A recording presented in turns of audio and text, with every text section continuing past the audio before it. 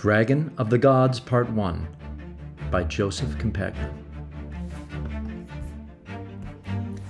In the halls of Asgard, the All-Father seemed restless. An imposing figure, Odin's usually implacable demeanor was somehow absent. He paced back and forth in front of his throne, surveying the 9 realms with an unmistakable note of concern drawn across his brow. 2 ravens perched on his impossibly broad shoulders, ever his constant companions in both peace and war. Clasped in his right hand stood Gungnir, his magical and terrible spear, now sounding against the stones of the hall as he walked. Sitting idly in the corner was Loki, adopted son of Odin and god of mischief, noticing his father's worry and deciding that, perhaps, there was opportunity for him behind whatever was on the All-Father's mind. "What troubles the All-Father on this fine spring day?" asked Loki.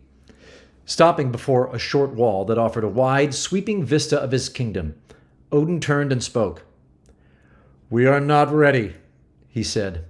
"We are not ready for Ragnarok.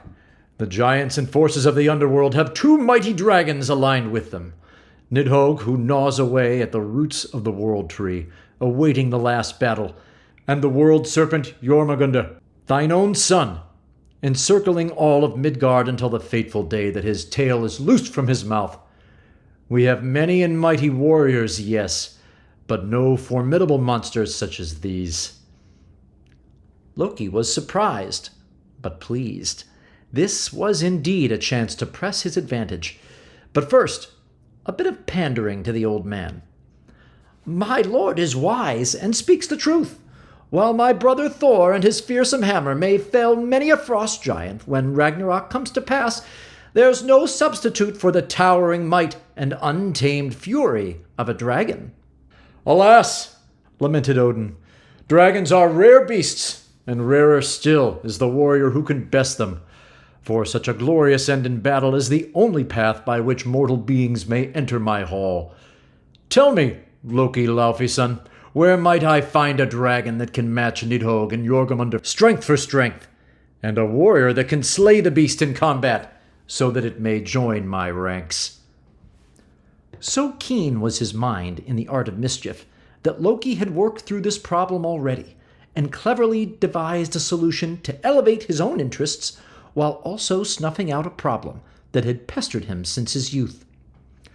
To find a dragon worthy of Valhalla, the All-Father has all manner of tools at his disposal. I, humble Loki, will suggest but one. Huginin and Munin, the twin ravens ever perched on your shoulder, fly each morning throughout Midgard and return to you as the sun wanes, do they not?" asked Loki. "Yes, of course," grumbled Odin. "And Midgard is home to the mightiest dragons in the 9 realms, is it not?" The All-Father could see where this was going. "Yes, that is true, but," he continued, "my loyal ravens listen far and wide for the tidings of men. The affairs of dragons are not their concern, and know not where they abide any more than you or I." Odin had hoped for better. Loki, however, was elated. Odin was playing right into his hands. "Indeed, father, yet Heimdall's sharp eyes see all. Guided by his vision, and using the vast knowledge of Midgard's lands and seas which they already possess, Hugin and Munin could surely find a dragon worthy of Valhalla." Pausing to reflect for a moment while stroking his long white beard, Odin seemed impressed. "Indeed they could. However, one loose end still lingers, Loki. Who could beat this dragon in combat? And I knowest thou might say Thor, and rightly so. With Mjolnir at his side he is nigh invincible. But a dragon's power is immense and wild, and so I would not leave such an outcome to doubt. Tell me, trickster, have thee a way to ensure his victory?"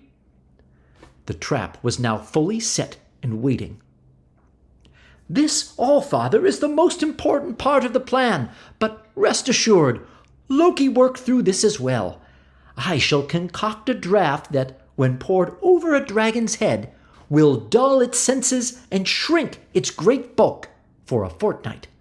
Then not only might its mortal form be defeated without so much as a bead of sweat falling from Thor's mighty brow, but it shall be a willing subject for Freya, mistress of all beasts, to subdue and train to your service, thus solving not one, but two difficulties with this plot, and both with a single potion crafted by your loyal, adopted son and servant, Loki."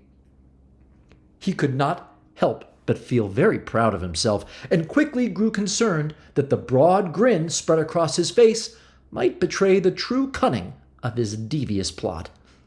For his part, Odin appeared impressed, interested, and suspicious all at once.